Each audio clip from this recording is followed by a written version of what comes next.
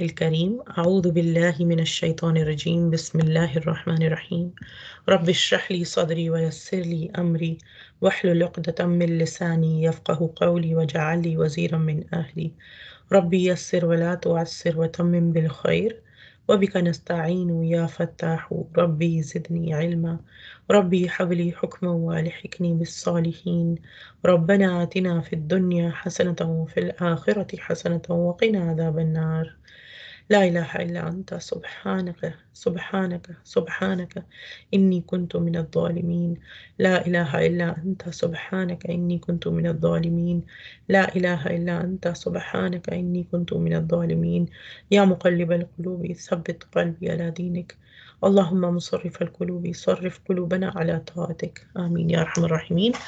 Assalamu alaikum wa rahmatullahi wa barakatuh. Once again, Alhamdulillah, by the grace and tawfiq of Allah subhanahu wa ta'ala, today we will be talking about ayah number 52, 53, and 54 of Surah Al Imran. And we will go over the recitation and the word by word meaning first. A'udhu billahi minash shaitanir rajeem. Bismillahir rahmanir rahim. فلما أحس عيسى منهم الكفر قال من أنصاري إلى الله قال الحواريون نحن أنصار الله آمنا بالله واشهد بأننا مسلمون. فلما Fa is then lamma when, ahassa perceived, or hassa is like to sense something from your senses. Like you can actually see something happening, you can hear something happening, you can feel something happening. So then when perceived, and who perceived? Isa ibn Maryam, like Isa alayhi salam. Isa alayhi salam. Then when Isa alayhi salam perceived, he sensed, he saw, or he heard minhum from them. From the meaning from the Bani Israel, from people of Bani Israel. Al-kufra, kufr, the disbelief. Qala, he said, man, who, ansari, will be my helpers, ilallah, towards Allah subhanahu wa ta'ala. Qala, said, al-hawariyuna, hawariyuna. It is, hawariyuna is plural from hawari, and the plural is hawariyuna. And it is referred to the disciples, and we will go a little bit deeper in the meaning inshallah in a little bit. So al-hawariyuna refers to the disciples of Isa alayhi salam, like the companions of the Prophet sallallahu alaihi wasallam are called the Ansar. The companions, the disciples, the people who were around, who were the helpers of Isa alayhi salam, they are called hawariyun. And so the hawariyun, they said, what did they say? Nahnu, we are Ansaru, we are the helpers, Ansar of Allah, Amanna, we believed, Billahi, in Allah subhanahu wa ta'ala, Washhad, and we bear witness, Bi anna, that we are Muslimun, that we are Muslims. So here, but when Isa alayhi salam, Allah subhanahu wa ta'ala is telling us, but when Isa alayhi salam, he felt, or he sensed, or he saw persistence in disbelief from the people of Bani Israel, then he said, who are my supporters for the cause of Allah subhanahu wa ta'ala? And the disciples, they said, we are the supporters of Allah, for Allah subhanahu wa ta'ala. We have believed in Allah, and we testify that we are the Muslims. We are the ones who submit to Allah subhanahu wa ta'ala. Then ayah number 53. ربنا آمنا بما أنزلت واتبعنا الرسول فاكتبنا مع الشاهدين. So then this is the continuation of what the Hawari are saying. The Hawari, the followers, the disciples of Isa alayhi salam, at the time of Isa alayhi salam, with him. So then they are continuing, and they're making the dua, and they're saying, Rabbana, our Lord, Amanna, we have believed, Bima, in what, Anzalta, what you have revealed, Wattaba'ana, and we follow, Ar-Rasula, the messenger. And what Rasul are they messaging, referring to? They're referring to Isa alayhi salam. They're referring to the Rasul of Allah, Isa alayhi salam, because Isa alayhi salam was also the Rasul of Allah, and the Rasul of Allah before the Prophet sallallahu alaihi wasallam. Right? And so there was no Rasul between them. There was no Rasul between Isa alayhi salam and the Prophet Muhammad sallallahu alaihi wasallam. So they are saying that our Lord, we believed in what you revealed and we follow the messenger. Faktubna, then write us. Kataba, to write. Faktubna, for is then. Uktub, then write. Na is for us. So then write us. Then write us. Ma'a is among or with. Like we say, Inna Allaha ma'a sabirin. Indeed, Allah subhanahu wa ta'ala is with those who have sabr. Right? So ma'a is with. Ma'a or with or among. Faktubna, then write us among ash-shahideen, those who are the witnesses. Like when we say the shahada, it's the we are testifying to the fact, we are witnessing the fact that there is no God except Allah and Muhammad sallallahu alaihi wasallam is his messenger. So we take the shahada. And the person who is a shaheed, a person who passes away in the path of Allah subhanahu wa ta'ala, who's killed in the path of Allah subhanahu wa ta'ala, that person is called shaheed. And why is that person called a shaheed? Because that person testified, that person proved, and that the testimony to his faith, like that he believes in la ilaha illallah, and he proved it, he witnessed it through the giving of his life. He didn't just say it, didn't just like live the shahada by saying the shahada by his tongue. He actually proved his own shahada through his own life, that he sacrificed his own life for it. That's why that person's called a shaheed, right? So these people are saying that, Ya Allah, we believe in what you have revealed and we follow this messenger. So write us among those who are shahideen, those who are the witnesses to the truth, from all times, like, and from the beginning of times to the next, right? And then Allah subhanahu wa ta'ala is telling us in ayah number 54. وَمَكَرُوا وَمَكَرَ اللَّهُ وَاللَّهُ خَيْرُ الْمَاكِرِينَ. Wa is and, makaru, they schemed.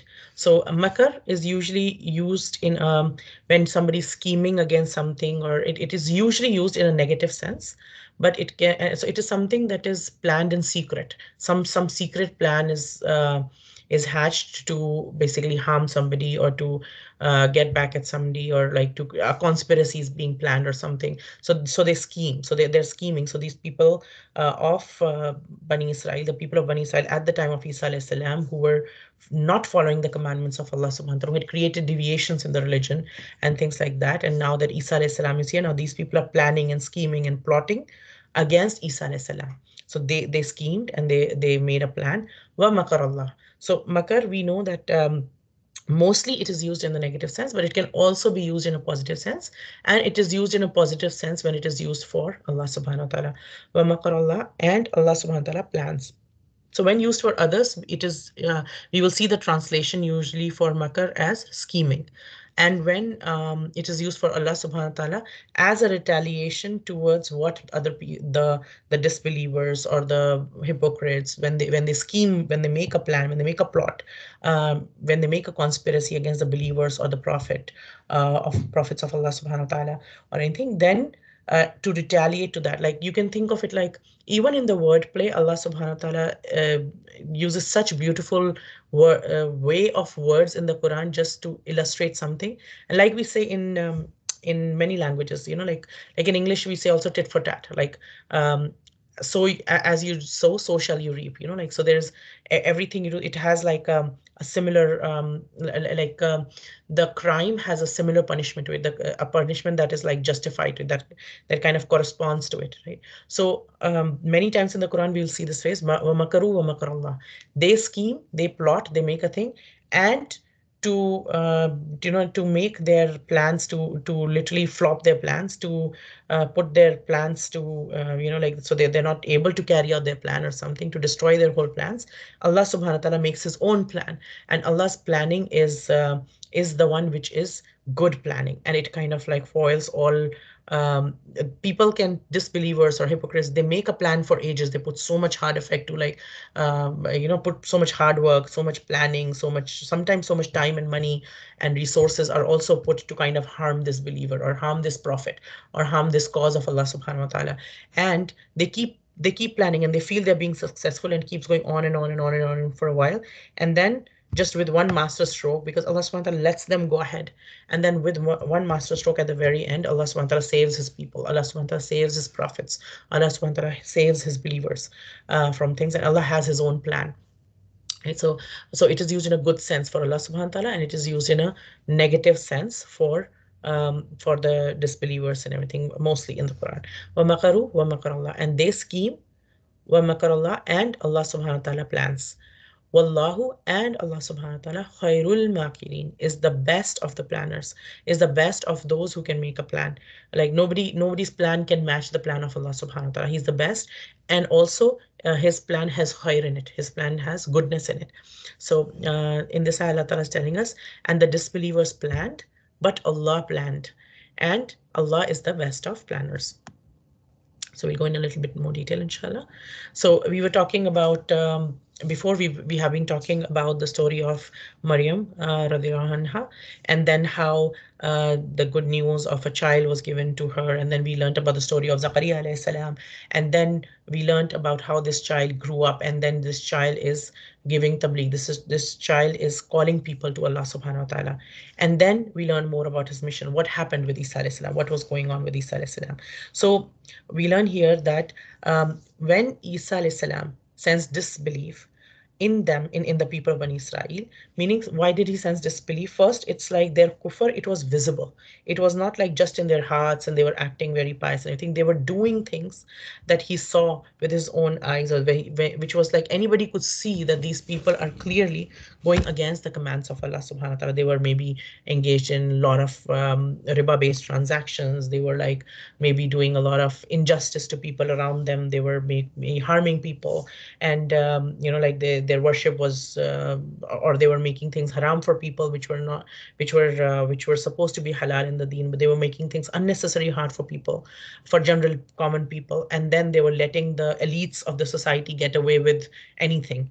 And for the common people, or people who were trying to do good, they were nitpicking on even a little bit. Like like even today we see that sometimes people, let's say a girl starts doing hijab, and she's wearing a hijab, and like a little bit of her hair is showing in the front or something, her dupatta is a little bit back, and then we'll have so many people telling her off and saying, like you can't even do hijab properly and this and that. While the same girl, when she was not doing hijab at all, then people are like, oh my God, you look so beautiful. This is so, like, your hair is so nice and you have such a good makeup. And then just when she starts doing hijab, which is so ironic that like just because her hijab is not perfect, or a little bit, a few strands of hair are coming out or something, the same people are like bullying her and things and everything. So um, we see such behavior even in today's society, that people nitpicking on little bit when somebody's trying to get closer to Allah subhanahu wa ta'ala, whereas somebody's going towards kufr and everything, and they get applauded by the society. Like everybody's like liking those things, and people are going on about that, right? But so what Isa alayhi salam is found these people is doing is they were on kufr, and it was very visible. There was a lot of shirk as well. We know that a fraction of Bani Israel, they started taking Uzair alayhi salam as the son of Allah subhanahu wa ta'ala. Astaghfirullah. Astaghfirullah. They used to call that Uzair alayhi salam, and even today we have a very small fraction of Jews who believe that Uzair alayhi salam was the son of Allah subhanahu wa ta'ala. Astaghfirullah. And then they worship him like that. And then there were other kinds of shirk and other kinds of things that have cropped in. Like they would consider anything that a rabbi said to be equivalent to their to the Torah. Like it would be considered as holy and sometimes holier. So they would consider anything that rabbi said to be the law.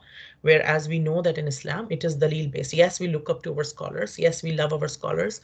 Yes, we love our teachers. But our loyalty is to Allah subhanahu wa ta'ala and the Rasul of Allah sallallahu alayhi wasallam. There's no discrepancy between the Quran and the Hadith. And then we love and respect our scholars and teachers who help us go closer to them. But our worship is our unconditional love and worship is reserved for Allah subhanahu wa ta'ala, and our unconditional love and following is reserved for the Prophet sallallahu alaihi wasallam. Worship is only for Allah subhanahu wa ta'ala, and then the Prophet, there is worship and following him, the final Prophet, and then we love and we respect and we take care of all our teachers and all our scholars and everything that has that they have a huge status in our deen. So when Isa alayhi salam sensed, he saw these people, that even when they were seeing miracles by Isa alayhi salam, we learned about the miracles of Isa alayhi salam before, that he could heal people by touching them, and he would tell people what is in their homes and everything. So these are all miracles to anybody who was there at that time. When he was seeing that, witnessing these things with their own eyes, they were miracles given to Isa alayhi salam by Allah subhanahu wa ta'ala. Anybody who saw them, it was a chance for them to come back. It was a chance for them to strengthen their iman and come back to the worship of Allah subhanahu wa ta'ala, which Isa alayhi salam was calling them towards. But even after seeing these, they were still not believing. They were still not understanding, or let's say they did not want to understand, right? And at that time, so he was, and every time this happens, that in every time this has happened before, at the time of every prophet, and this happens even today, that in any time when somebody starts to talk about the true deen, through the teachings of the true deen, then that same person becomes a challenge. A person who's talking about the deen or spreading the deen and everything, they sometimes like, they think they're spreading, they know that they're spreading the truth, calling people to the truth, then people should be happy about it. Why are people getting upset by it? Because in every time that person becomes a challenge for those people who are in authorities. Why? Because usually we see in the world that many a times authorities have been, usually the authorities that people have established, the way they have established them are against the commandments of Allah subhanahu wa ta'ala.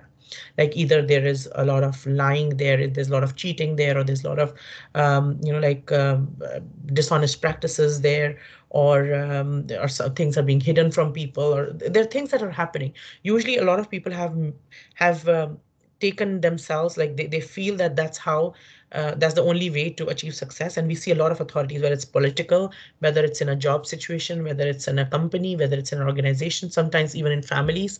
We see the family politics and everything. We see that a lot of authorities are established by people who are working against the commandments of Allah subhanahu wa ta'ala, against the establishment of justice and kindness and treating people with fairness and protecting the rights of those who are weak and things like that. So these people who are in authorities, what happens is, if Allah's deen becomes popular, then they fear losing their authority. Anybody who's talking about being truthful, anybody who's talking about the truth and justice and kindness and the religion of Allah subhanahu wa ta'ala, and worship being exclusively for Allah subhanahu wa ta'ala, as opposed to worshipping money or worshipping power or worshipping, fame, or worshipping like any authority in the thing, in the times that we have. So that person starts to become a threat, to feel like a threat for these authorities, right? And Isa alayhi salam, he had a very beautiful speech. He had the truth with him. Obviously, he had the truth from Allah subhanahu wa ta'ala, and he had a very beautiful speech. Like it would like people would listen to him, and people would want to follow him, and people would pay attention to what he's saying and everything. He had a good command over his speech as well. Not just beautiful speech, he had the best of message, and he delivered it in a best way as well. And he was a very good speaker. Like he was, we know that we see a lot of people who have the truth, but and wama tawfiqi illa billah. Allah gives what He wills to whoever He wills, right? So Allah gives some people the talent of, and the talent of speaking, that they are able to convey the same message in a way that people understand. And to some people, Allah subhanahu wa ta'ala has given some other skills and some other skills. But to Isa alayhi salam, Allah subhanahu wa ta'ala had given this skill that he could speak beautifully, and he would speak so well. And people are starting to follow him now. And therefore, the authorities, they started to feel a bit of threat from him, that okay, there's people who are starting to follow him, and what's going to happen and everything, to the point that it was declared that he's a magician. And the punishment for indulging in magic at that time was death. So now propaganda is starting against, there is scheming and plotting that is starting against Isa alayhi salam in that community. And also he's calling out the rabbis. The rabbis are have made some changes in the Torah, or they make some changes as they go along to please the people who are elite and everything, and to basically deceive the people, the common people, or the people who want to follow, because not everybody had access to the Torah. They would keep, unlike the Quran, which everybody has access to, the same Quran which each person, whether it's a scholar or it's a brand new Muslim, or it's a person who's like a child who's learning at a madrasa, who's learning the Quran for the first time. No matter who it is, at what stage of life, and no matter how learned a person is, or how like so involved in the daily life, but just having a few moments a day, every person has access to the same Quran. As opposed to this, the previous books of Allah subhanahu wa ta'ala, a few people uh, slowly monopolized them. That okay, only few people had access to the books, and then others would have to ask them, what does the book say? And they would go and they would come back and say, okay, this is what it says. But nobody would be able, like it would said that only the elite have a right to touch it. Like these are common people who don't have the right. So, and then obviously when somebody has a monopoly, nobody else can cross check, nobody else can double check, then they can slip in changes and everything. And we learned in Surah Baqarah that that was one of the things that they used to do even before, at the time of Musa alayhi salam, that they would change the words. All right, so like we learned about the word hittatun, that they changed to something else, and then so, and even the time of Prophet sallallahu alaihi wasallam, we knew that one of the things um, of the Bani Israel of that time were that they would change the words, and then the Prophet we was told, and by extension all the believers were told, don't use this word, use the other word instead, right? Don't use the word Raina, because they used to change the word and make it into something else and everything, right? So we are told. So Isa al-Islam is calling out all these rabbis, and also pointing out their mistakes wherever they're making a change. So somebody has gone into so much effort to create an illusion for other people so that they can benefit from it. And now here comes this young boy, this young man, who's not even a scholar by their standards. He's not studied with them. He's not studied under them and everything. And now this young boy, and um, who is a prophet of Allah subhanahu wa ta'ala, but then in their eyes is a young boy, and he's calling them out and he's telling them exactly where they made what mistake and what change they have made. And they're calling it out, and this guy's calling, this young man is calling out their mistakes and everything. Of course it's going to infuriate them. Of course it's going to be like, because they know they were lying. It's not that just because he's calling them out, now certainly their conscience would like, so it could have, the potential was there, they could have realized their mistake and they could have gone back. That's the chance that Allah subhanahu wa ta'ala gave them. They could have been like, okay, that was my mistake, and now this is a sign from Allah subhanahu wa ta'ala, and I should take that sign and correct my ways and come back to Allah subhanahu wa ta'ala. But instead, what happened was they they were offended by, okay, why is this young man here? Because if this young man was not here, we could do whatever we want, and we were doing whatever we wanted. And now this, because of him, we have to like be a sorry figure in front of people, or this is or people start following him, then what will happen to our own following? Like, and that happens, we know, everywhere. We have a lot of examples, in today's day and age, when anybody righteous, anybody who wants to do good stands up, then people in that political sphere, or any family place, or any organization, any job place or anything, other people try to crush that person. Why? Because they don't want those values to come up too often, right? Because that will inhibit what they have been doing, the injustices, the wrong that they themselves have been doing. May Allah Ta'ala grant us hikmah, that like we not only we work for his deen and we work for establishing justice, but we also have the hikmah on when to say what and to whom and how, so that we also protect, like ultimately, alhamdulillah, Allah subhanahu wa ta'ala is the best of protectors. And first of all, may Allah ta'ala put us and keep us on the right path, and then not let us be deviated, and then make us of those who call people to the right path. And then when we call people also, that Allah subhanahu wa ta'ala protects us always, and also gives us hikmah, that like we don't put ourselves in unnecessary harm, in the way of unnecessary harm, right? So the Prophet ﷺ, whenever there were two paths, two ways of doing something, and both were halal, he always chose the easier one. Right? There's no Allah, and he told us to the effect that Allah subhanahu wa ta'ala does not need you to put yourself into difficulty. When there is an easy choice available, like in Hindi and Urdu, they say कि सांप भी मर जाए और लाठी भी नहीं टूटे. Like to learn to do things in a way that you get the job done, the things get done, and then you don't harm as well. You don't harm yourself. You don't deplete your own resources or your own energy on your own things as well. And that hikmah, and none of us can create hikmah. None of us can like read and like just push ourselves to have hikmah. No, Allah subhanahu wa ta'ala is al-Hakim, so we need to ask Allah for hikmah, right? So we cannot just make it happen inside ourselves. That is a gift that comes from Allah, and that's why one of the du'as of Ibrahim alayhi salam is Rabbi habli hukman wa alhiqni bis salihin. Ya Allah, grant me hikmah and join me with the righteous. Yes, joining with the righteous, and then grant me hikmah.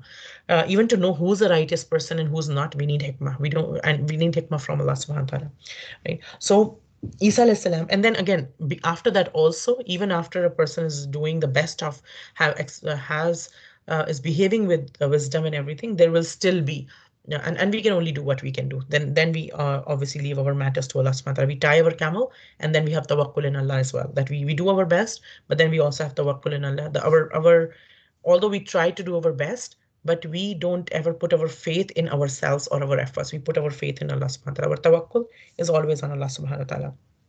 So Isa alayhi salam is preaching with his tawakkul in Allah subhanahu wa ta'ala and with the best of speech and everything. And then he senses this disbelief in people. He senses this kufr in people. He sees people in this thing, and they're turning against him and everything. And obviously, when people are turning against us, and it is when people are scheming against us, even though we might not see the direct effects, we can, alhamdulillah, we can sense it. Allah subhanahu wa ta'ala gives the mu'min firasat, right? And may Allah ta'ala give that firasat to all of us, that the Prophet said to the effect of that, be wary, be afraid of a mu'min's firasat, a mu'min's intuition, because he sees from the light of Allah. He sees from the nur of Allah subhanahu wa ta'ala, right? So when so a believer is is blessed by Allah subhanahu wa ta'ala, that we feel it, we can sense it. There is and obviously that does not that it makes us paranoid, that okay, at any time we sense it like somebody's scheming against me or something, but then to seek protection from Allah subhanahu wa ta'ala more and more, and to make some prevention, like they say, prevention is always better than intervention, right? Prevention is better than intervention. So then Isa alayhi salam, when he sensed this, what did he do? He said to the people, he said to the believers, he said, who are my helpers in the way of Allah subhanahu wa ta'ala? He started working in the path of Allah subhanahu wa ta'ala. He didn't say, one thing before we go ahead is like, when we work on the path of Allah subhanahu wa ta'ala, like we start, there's no harm in asking for help. There's no harm in asking for, let's say, if we have a cause or something, there's no harm in asking for volunteers to join you. There's no harm in giving other people a chance to do good as well. We shouldn't try to monopolize good, like, okay, I will only do this, I will only do this, I will do only step, there are 10 steps to a thing, I will do step 1, 2, 3, 4, 5, 6, 7, and 9. We shouldn't try to take everything on our own shoulders. None of us is, none of us can do everything by ourselves. None of us is kamil. None of us is complete in that sense. We are human beings, and we have, each one of us, Allah Ta'ala has given us different strengths and different abilities and different resources and different circumstances and different things. So there is no harm in asking from help for people. The only thing is, when we ask help from people, we expect them to help us through some asbab, through some means, through some things. When we ask for help without any help, like kun fayakun, that kind of help comes only from Allah subhanahu wa ta'ala. So that we seek only that tawakkul and that help without any conditions. We seek only from Allah subhanahu wa ta'ala. But to join us in the force to do something for the sake of Allah subhanahu wa ta'ala, there is no harm in asking other people who are believers as well, that and giving them a chance as well. Because when we try to jump ourselves into everything, then we cannot fulfill the rights of any of those tasks. If I put myself into 10 million things, then I can't even do one of them properly, right? So the way to do things is that we start on that stuff, and we see who can help in what, and we try to be resourceful, and we try to notice what is good in what, and also there are different qualities in different people. So if I try to do everything myself, let's say, then those people who might have some qualities which are better than me in certain areas, those qualities will go unutilized, and those people are ready to put in the work. So we should utilize those things. So it's like, one of the strengths of a good leader, one of the strengths of a good Muslim is to utilize other people in their path and to build people as well, right? So it is much easier to do everything ourselves. Yes, it is harder to work with people because then you have to have sabr with people, and like to help to train people to do something and then to do it in the right way is obviously much more difficult than just doing it yourself and get it done with, right? And to prepare people is the most difficult task. And what was the biggest achievement of the Prophet Muhammad sallallahu alaihi wasallam? It was not the architecture of like what the best masajid that they built, or like they had the best of the kingdoms, or they had the most wealth, or they had the most socially, they were the or they had like some great grand things that they had to show off to the world or anything. The biggest achievement of the Prophet Muhammad sallallahu alaihi wasallam is the people that he trained. He prepared those people, and those people took the message of like Islam was started with one person, and now just 1400 more than a little more than 1400 years, and now Islam is literally in every corner of the world. We just started from one person. How he built people, right? So building people is something that is that is the most difficult, and that is important as well. That said, we don't when we go in the path of Allah subhanahu wa ta'ala, we don't need to stop and create a team first to start something. We need to just make our intention for the sake of Allah subhanahu wa ta'ala, work on our ikhlas, and then just show up, and then keep looking for other people to join us. And then who can join us, who can help in this, who can take part in this. If you're raising something for somebody else, okay, who else would be willing to contribute, or who else would be willing to do this? If there's an event to be done, okay, who can take care of this, who can take care of that? And to look for good people, to prepare them, to train them, to work with them. And that takes time, but then that is the biggest legacy that we can leave behind, right? To have people who can work for the sake of Allah subhanahu wa ta'ala. And the Prophet ﷺ told us to the effect that every prophet has a Hawari, like every prophet has helpers. And my Hawari is Zubair radiallahu anhu. So he called one of the Sahabi as Zubair, who was also his cousin, and the husband of Asma. So the Prophet ﷺ said, "My Hawari, every prophet has Hawari, and my Hawari is Zubair." And what does Hawari mean, first of all? And because Isa alayhi salam is calling out these people, and these Hawariyun, they are replying, right? So Hawari, uh, there are some different opinions about this. One is that Hawari, the word seems to be imported from Hebrew, and it means somebody who's a well-wisher, a supporter, or a helper. It also comes with the meaning of somebody who's very close, like a young camel who's suckling on the mother camel and never leaves the side of mother camel, like never goes too far. It's always very near. So one of the meanings of Hawari is somebody very close, somebody who stays close, doesn't go very far away, always stays close, always comes back, always stays nearby and everything, right? And another meaning of Hawari comes from, in Arabic, comes from ha, wow, and ra, which has a meaning of whiteness, like the white of the eyes. When it is truly white, there is no reddish tinge in that eye, and then it was like very clear white. Then the this root is used, ha, wow, and ra is also used for that kind of an eye in which the white is really really white, and there is no redness, nothing, no other color in that. Also, it is used for the hur in the Jannah. Like there's a lot of whiteness, there's a lot of purity that is associated with this, right? And so the Hawaiian, the two meanings that are coming together in this is very close and very pure, very white, very clean, very pure in it. Right? So this is the laqab, this is the nickname which was given to the followers of Isa alayhi salam. It is mentioned here, and it is mentioned at other places in the Quran too, like Surah Saf.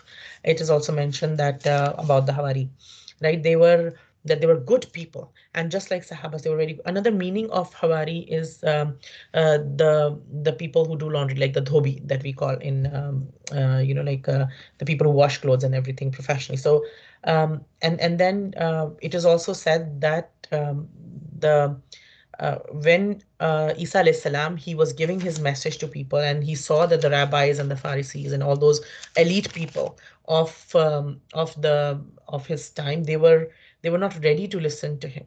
And what he did was, all the leaders of the tribe of Bani Israel, they wouldn't listen to him. They wouldn't believe in everything. So he focused his attention to the poor companions, to the people who are like, these are the people who do the laundry of people, and they are, they're not very well known in terms of the social status, or in terms of money or anything, not much worldly wealth, but they were sincere believers, right? And also it is said like, their clothes were clean. They were very clean, like physically as well. Their clothes were very clean.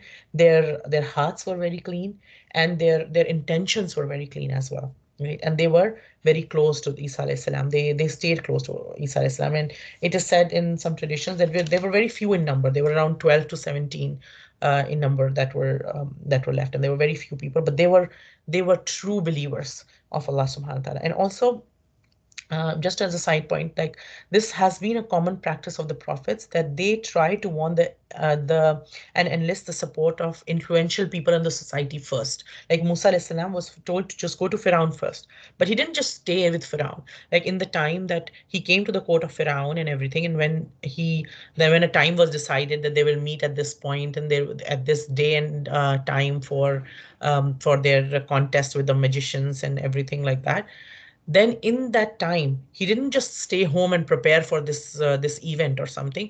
In the time in between, while this Firaun and his own group was preparing for this, like he was gathering magicians all over the world, and everything, and the best of magicians to do the tricks and everything, and negotiating compensations with them and things like that, what was Musa alayhi salam engaged in? He was engaged in giving the dawah to the common people, to the other people, to the calling back the Bani Israel to the faith, and calling other people of the Firaun, of their race, to the faith as well.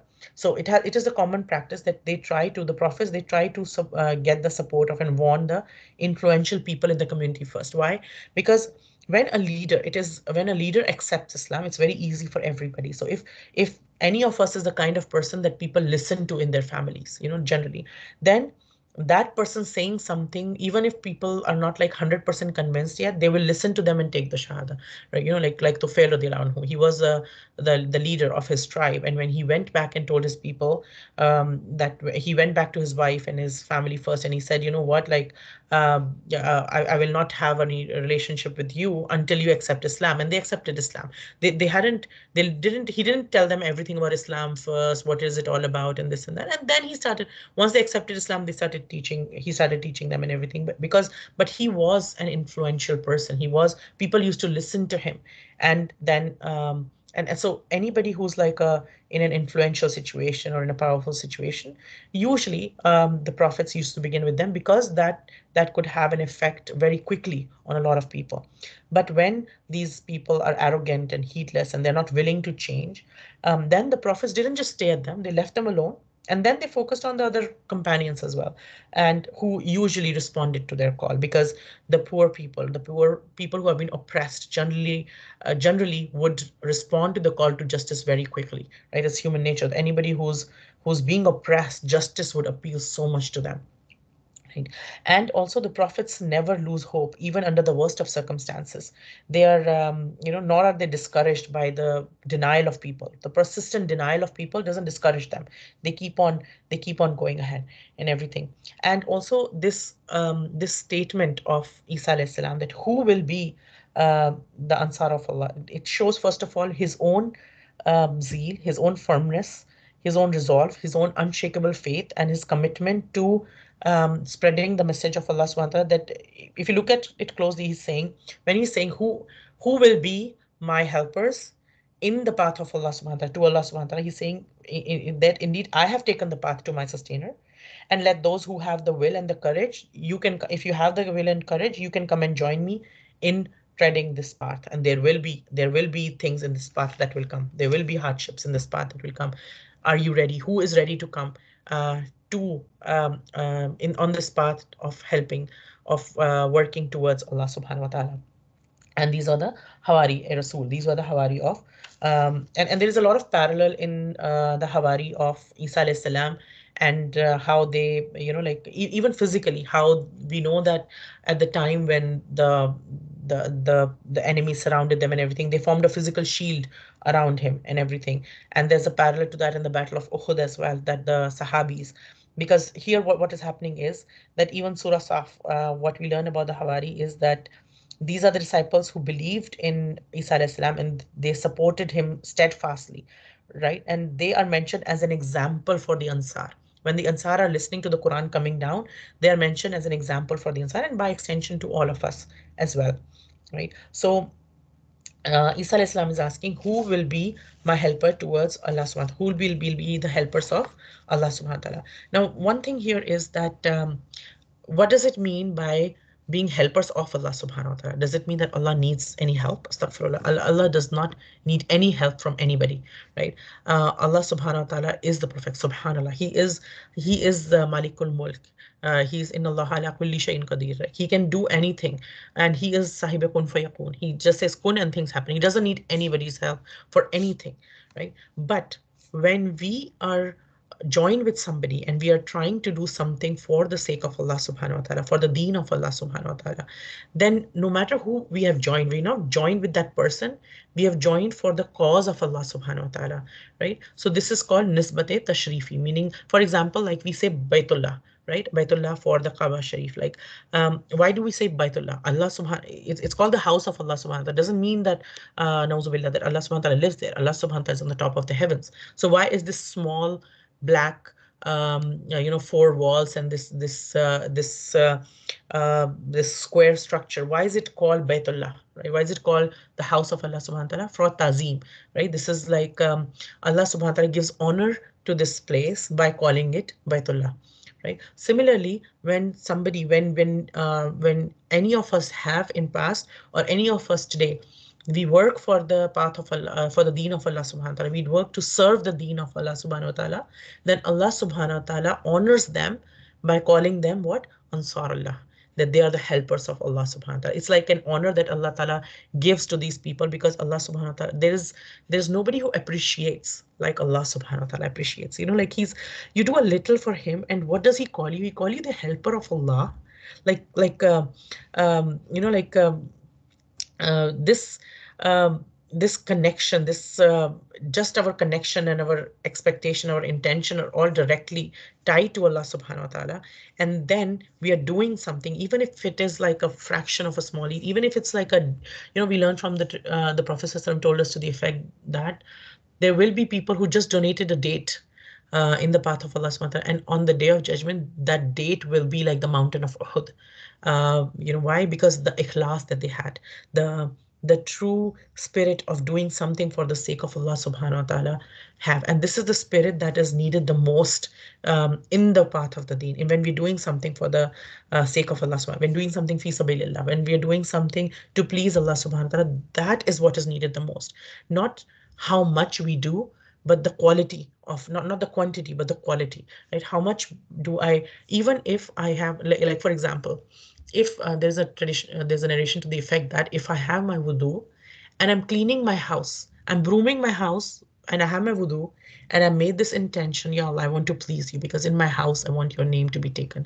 I want, you like cleanliness, and so I'm doing, I can make multiple intentions. Ya Allah, you like cleanliness, therefore I'm making things clean. Ya Allah, in this house, I want your name to be said, and I want a clean place where your name is said. Or, Ya Allah, I want like my family, when they come, to be calm and nice, and cleanliness will make them calm. Like it will, if things are, dirty and spread around everything, it generally creates a little bit of unrest, and like people are more relaxed and everything. And I wanted everybody to be good time, because you said family is important, because you said that my husband has rights over me, you said my children have rights over me, you said my parents have rights over me, and Ya Allah, you tell me who has what right over me, and I listen to you, Ya Allah, Sami'na wa ata'na. And so I'm doing this, I'm having my wudu, and I'm cleaning my house, I'm just brooming my house, and I just have my wudu, and I'm remembering Allah subhanahu wa ta'ala, and I'm just doing something as simple as cleaning my house. Then what is the kind of reward we might get?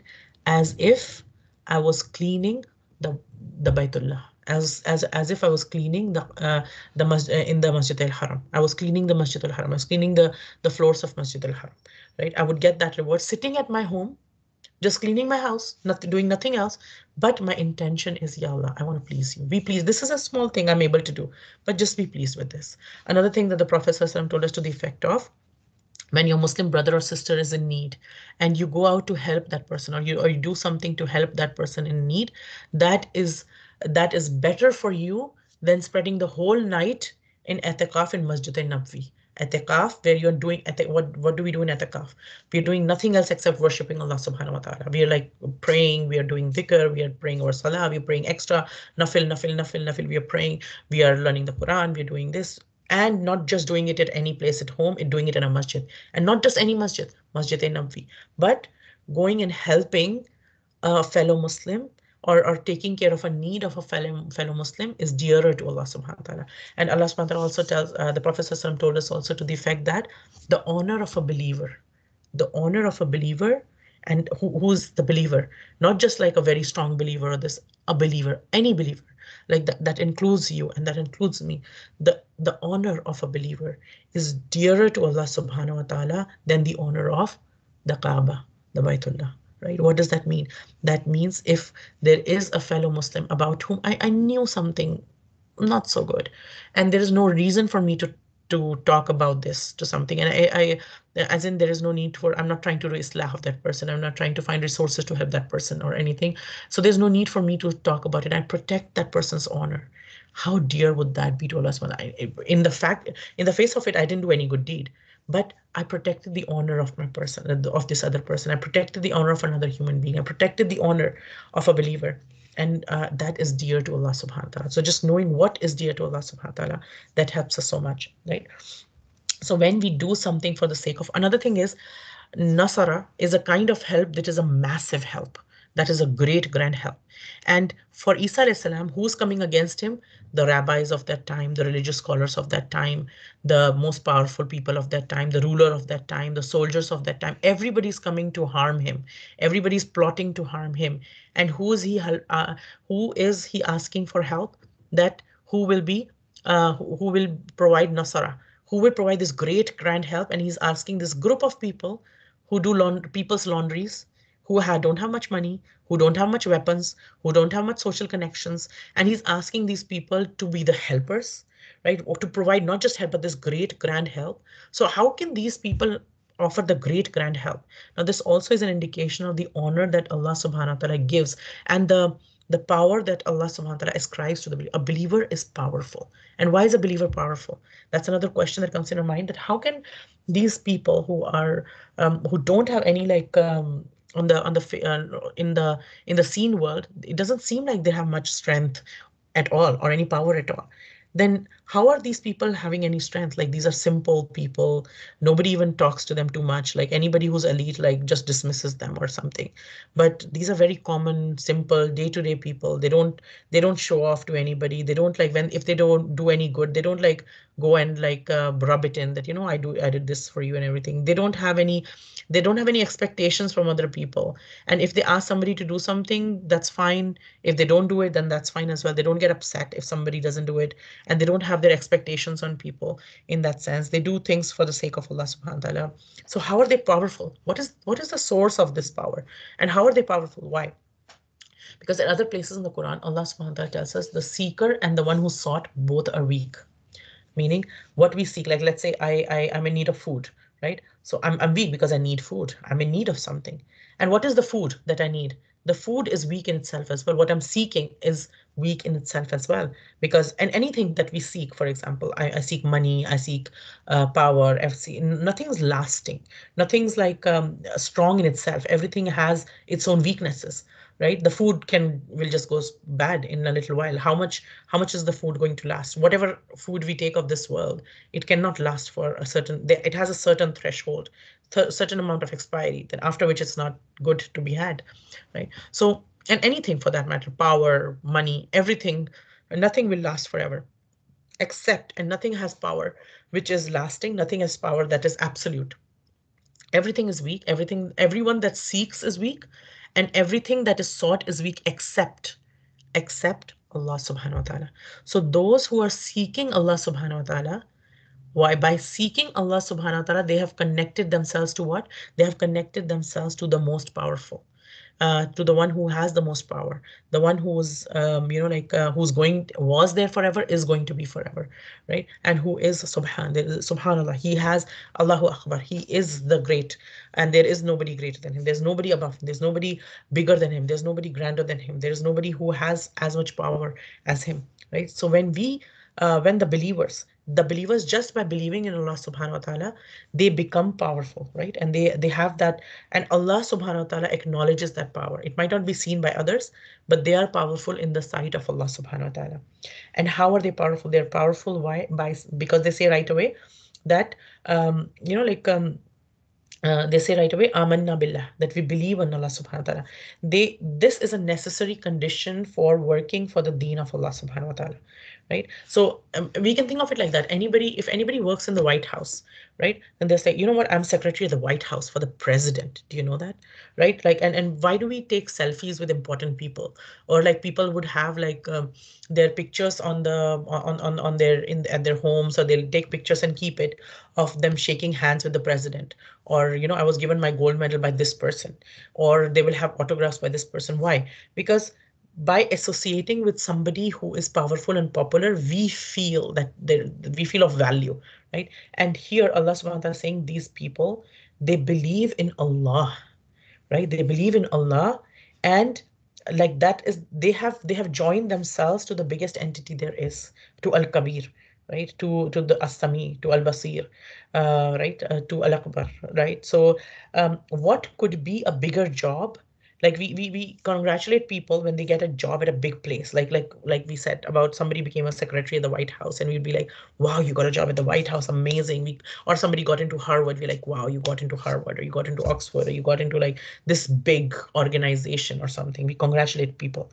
What could be a bigger job than working for Allah subhanahu wa ta'ala? Right? So these people are working, these people are working on the path of Allah subhanahu wa ta'ala. So whoever, and that includes all of us as well. When we work, anything we do for the sake of Allah subhanahu wa ta'ala, it should make us happy that, Ya Rab, you gave me the tawfiq. Not that to be proud of ourselves or anything, but to feel that, Ya Allah, you gave me this tawfiq. This is a gift from you. And Alhamdulillah, I'm not striving to serve people who are weak. I'm striving to serve you. I'm striving to please you. And yes, I strive to do some things for other people, do things for my husband, do things for my children, do things for my parents, do things for my colleagues and the people I work with and the community and the people and everything. But all this is to please you, because they are yours, because you created them, right? And the person, the one, for us, what does it mean to be the Ansar Allah? For us, it means in today's day and age is to get in our hand Allah's book, this Quran. When when this book of Allah is in our hand, and we try to we get closer to it day by day and day by day, what happens is we get ready to do the biggest tasks in this world. And so first thing is to thank Allah that holding this book in our hands is the first step. Holding this Quran in our hands and trying to get this Quran in our hearts, trying to learn the Quran and trying to study the Quran, trying to study this book is like going to a job and then getting this training about this job, like this job of working for the sake of Allah subhanahu wa ta'ala, and going through this training is this book that we all want to be the Ansar of Allah. But how do we become the Ansar of Allah? By being ready to put in the work. And how will we know what work to put in? Because this is the book that will tell us what Allah wants and what Allah likes, and what is the balance in things. Where would we exceed our limit, where would we not, and how much should we put and how much should we not put? How should we conserve our energy and go forward? How do we not drain ourselves out? How do we keep balance between firmness and being gentle? Right? What is the right balance, and slowly it will train us. And we don't this book came down in this Quran came down in 23 years. So we can't expect ourselves to just learn everything about it in 2 years, right? It will take time, but then every step will be meaningful. Like as long as we make the intention, we keep learning this book, we keep learning through the word of Allah subhanahu wa ta'ala, that what Allah likes, and we keep getting trained, and then we keep moving forward. We keep getting more training and keep moving forward. And Allah Ta'ala will open more and more opportunities for us, right? And don't think that there's so much time that is going in studying, or there's so much time that I'm putting in just to study, and when will I do something? No, because see, if we make a mistake today and we ignore it, what will happen is later on, when that mistake is seen by people, then people are not going to ignore it tomorrow, right? So when we are learning in this book will tell us about preventing the mistakes. It will tell us hikmah. It will tell us to, like we said, prevention is better than intervention, right? So it will tell us what to take care of. It will tell us how to protect ourselves. It will tell us how to best do things, right? So one of the analogies that somebody gave recently was that if you were left at let's say in a Walmart or any other store, you were left at the door and you said you have 1 hour and you could pick whatever you want. It'll be absolutely free, but you have just 1 hour. And you can go, you can take a trolley, you can do whatever, and you have 1 hour, pick whatever you want and just come back. And whatever you get is totally free for you and for you, right? Now, some people will go and start collecting food items, this, that, trash, little items, trinkets, and like chocolates and things like that. Some people will go directly towards the most expensive electronics and most expensive things and collect those, and then bring them back. So it's like, and then just make sure that no scratches come or everything. That maybe I use it, or maybe I can just sell it and I'll get more money. I have this 1 hour, so make the most of it. Some people will look at the most, like the most valuable items and everything. Some people look at the most things that they need the most, and then fill up with other most valuable, like to utilize that time effectively, right? So what is the Quran going to teach us? The Quran is going to teach us with our time. If you look at that analogy, like we have this limited time, and we have only 24 hours in a day. Each one of us has just 24 hours. We don't have flexible time in a day. We have just this much hours. We have a limited energy. We need to sleep. We need to eat. We need to put our time into like preparing a food. We need to, like, when we lie down, we just don't switch off and now I'm going to sleep. It will take some time to 5 minutes to some, for some people it takes half an hour. Some people they're tossing and turning so long. So it will take time to sleep as well. And there are things that we need to do. We need to shower. We need to do wudu. We need to do these things. There are basic needs that each one of us has. Then there are needs of other family members that we need to meet. Sometimes they go up and down. Some people have more commitments than others. So we have all these needs. So if we have a little bit time left, then how do we use that time most effectively? The Quran and the Hadith will teach us, and more Allah will teach us how to use whatever time we have most effectively. And even if a baby step is available to us, then we keep doing that, right? And when these people are saying, also another point is when these people are saying Nahnu Ansarullah, we are saying we are the Ansarullah, meaning first of all the importance of teamwork as well.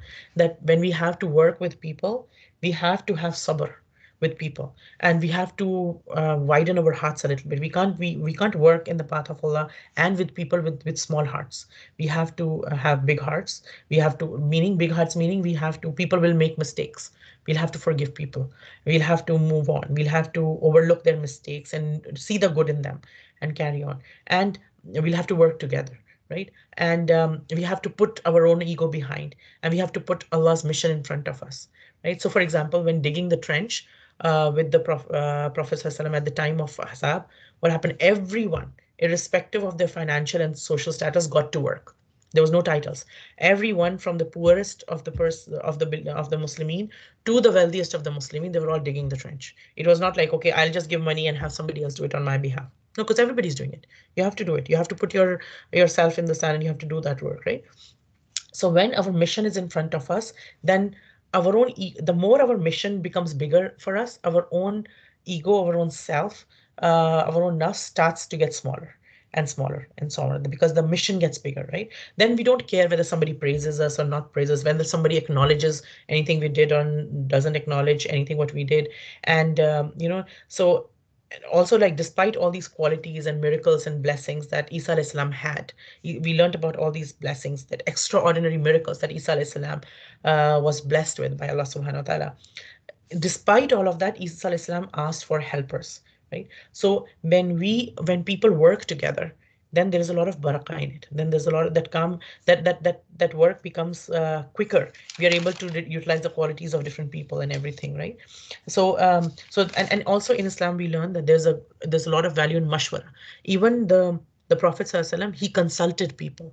He did not need consulting. He used to get wahi. He did not need to consult people, but he consulted people to show us the value of mashwara, that we do istikhara we seek khair from Allah subhanahu wa ta'ala, and we do mashwara. We seek counsel from other believers, the people whom we trust and everything, that okay, what should I do in this situation and everything. So that's a good thing. And then when we follow these two steps, then Allah says that things will be good for you, inshallah.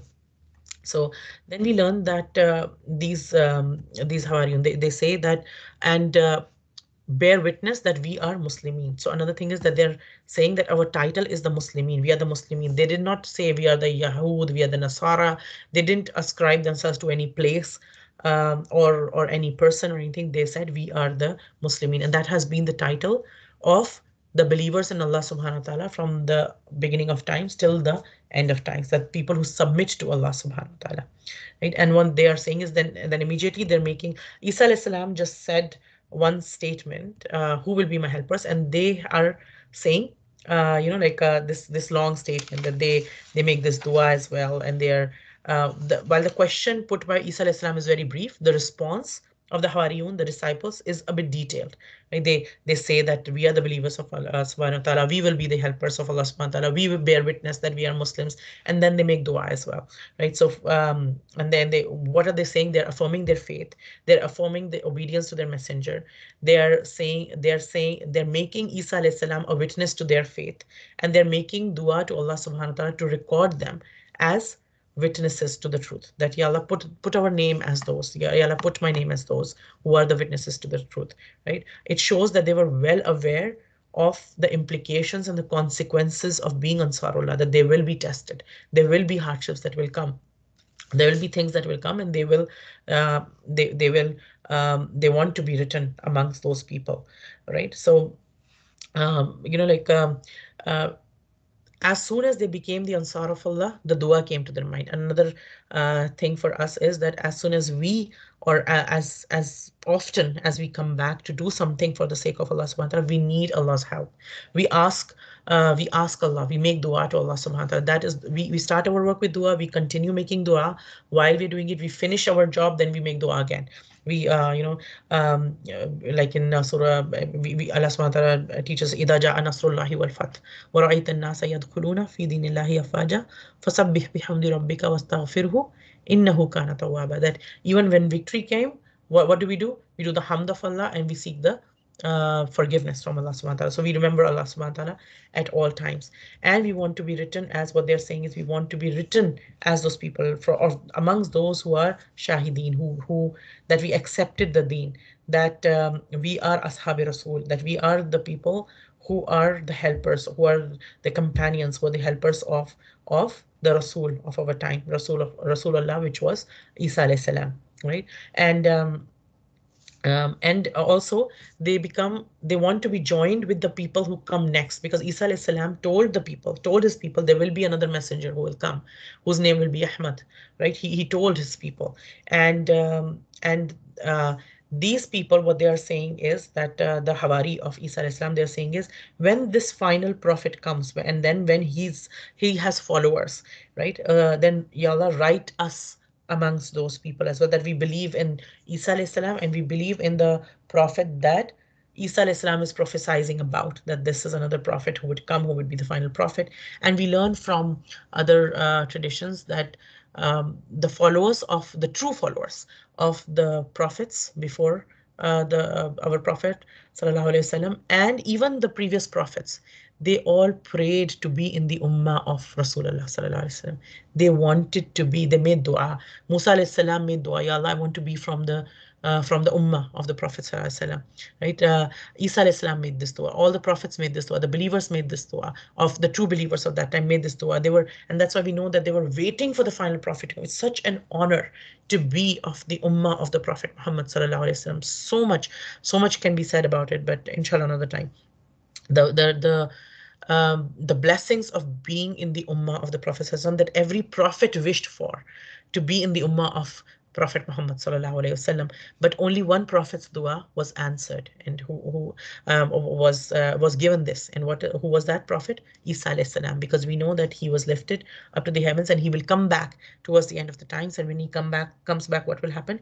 He will be the leader of the Muslimin, right? So we are, as much as people say that they're waiting for Isa alayhi salam to come back, we Muslims are really waiting for Isa alayhi salam to come back, because he will be the leader of the Muslimin. And we also know from the tradition that when he comes back, then many people who are from the Christian faith now, they will become Muslims at that time, and many Jews would also accept Islam at that time. Like people who have true faith in their hearts will become Muslims at that time, right? And what they are also saying is that we believe in you, our Lord, and what you revealed, whatever has been revealed so far, and whatever is going to be revealed as well, right? The Quran's not revealed yet, so they're saying whatever you've revealed. So the Old Testament was there, the Torah was available, the Injil was, Isa alayhi salam came with the Injil, and then the final revelation, the Quran, would be revealed much later on. So they say whatever is there, we believe in it, right? And the word shuhada is also used for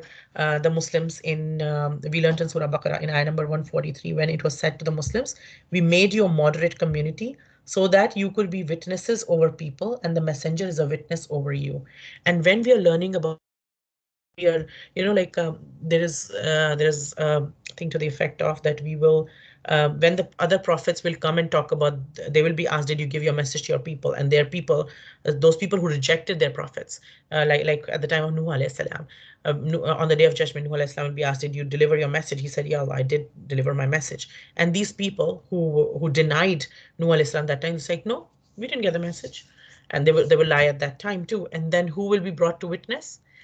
The Muslim community will be brought to witness. Why? Because Allah told us in the Quran, and we used to read it in the Quran. So we are witnesses about for them. So we were the Hawariyun that we are learning about, the other people that we are learning about, we are witnesses over them as well. So we are witnesses. So our title, one of our title of the Muslimin, our title as the Ummah of the Prophet Muhammad Sallallahu Alaihi Wasallam is Shuhada, that we, it's not just giving life or dying for the sake of Allah subhanahu wa ta'ala, but each child of the Muslim Ummah is upon the Shahada, right? That we have a big task with us, that we have to give the message of Islam to others, and then we bear witness about other communities too, because we learn about them. Allah Ta'ala taught about them. And what these people, coming back to what these people are saying, is that we believe in you and whatever you revealed, and we believe in the messenger. We follow the messenger, meaning their messenger at that time, which was Isa alayhi salam, that we follow Isa alayhi salam, and we testify that we are following Isa alayhi salam. That meaning ittiba, meaning like making someone our hero, making someone our role model, right? That uh, and it's like following somebody not out of force, but out of love. Out of like, I really want to do this. I really want to follow this person, right? And I like Sahabas. There was Sahaba to the effect of when he would pray his salah in a certain time, he would open the buttons of his shirt, because when he had seen the Prophet ﷺ pray, at that time he had these buttons of his shirt open, these buttons of his shirt open, so he would open them. And, so this was not a part of the deen. They didn't have to do it, but it was so much love. The Sahabas had so much love. They would just follow the ways of. They just wanted to follow the ways of the Prophet ﷺ, that this is how I saw the Prophet ﷺ doing. I want to do it. I want to run to do it. Right. So it's ittiba of a Rasul, is to follow our Rasul, to follow his footsteps, to do what he's doing, to do what he tells you to do, but not by force, but by extreme love, and really wanting, and feeling happy to do it, like rushing to do it out of so much love, right? And they, what is their, what are these people wishing for? They're not saying that we want to live till that time that the final ummah will come or anything.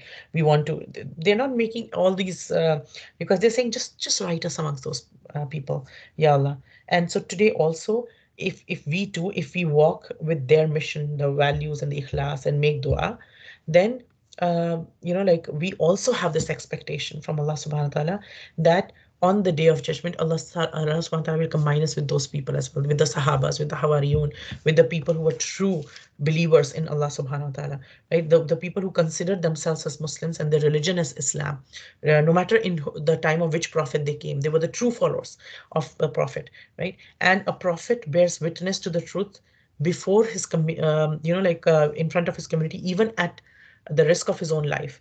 And what happens after him? It becomes the responsibility of the community that they should bear a witness before others, and they should bear this witness without any fear, without any prejudice, without any bias, right? And the opposite of this is to hide the truth, which is a big crime against the Bani Israel. Right? And then the next ayah, the last ayah for today, Allah subhanahu wa ta'ala says, وَمَقَرُوا وَمَقَرَ اللَّهُ وَاللَّهُ خَيْرُ الْمَاقِرِينَ. Right? So here it is saying وَمَقَرُوا, and they schemed. So what was their scheme? So what was their scheme, right? So they were, we know at the time of Isa alayhi salam, they were the people, the rulers of that time, the rabbis of that time, they were scheming and plotting to harm Isa alayhi salam, to harm Jesus, right?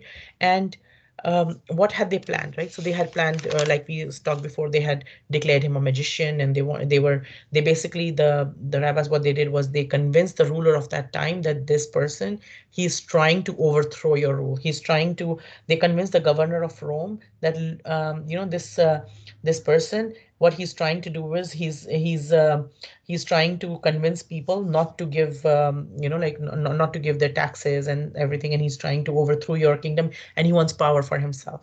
And so the ruler, they're turning against him, and there are people, the soldiers, who've got together to kill him, an arrest warrant, a killing warrant, like a plan is being made, and this is being made in secret behind his back. And also we learn from some traditions that one companion of one person who was near to Isa Islam, that person was bribed, and that person was ready to defeat for to deceive the believers for 30 gold coins. That person was given 30 gold coins to help the soldiers find Isa alayhi salam and kill Isa alayhi salam.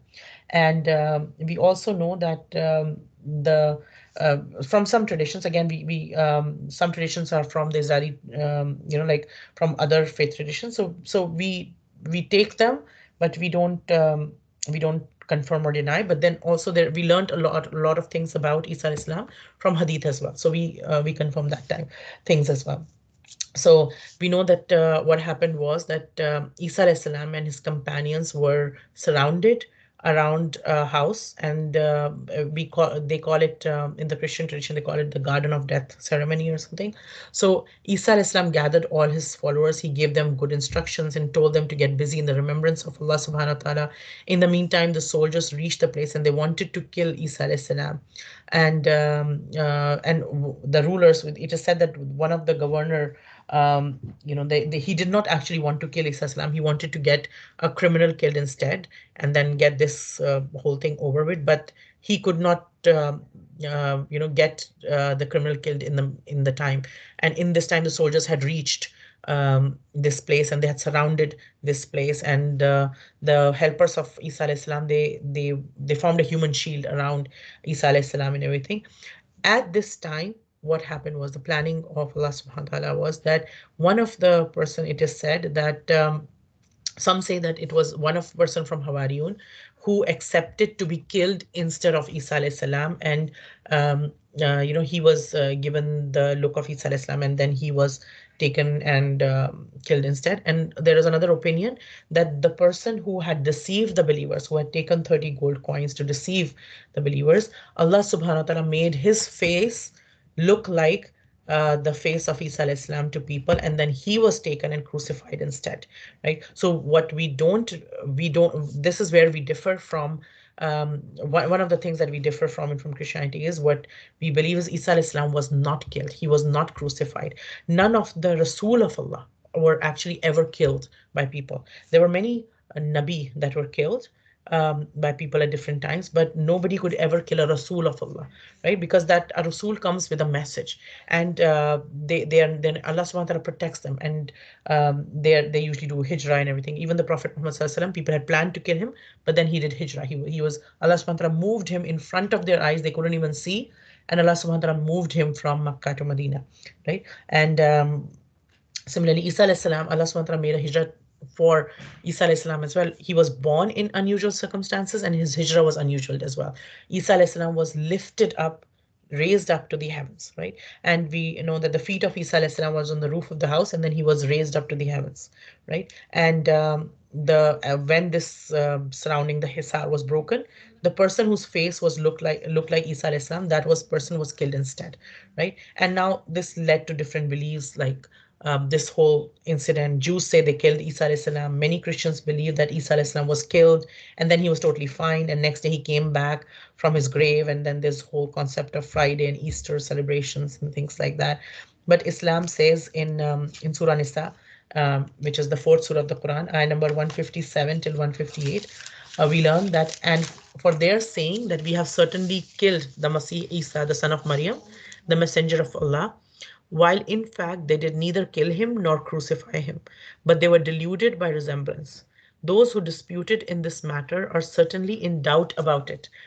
They have no knowledge of it, but they follow whims. It is absolutely certain that they did not kill him, but Allah lifted him towards himself. Allah is almighty, all wise. Right?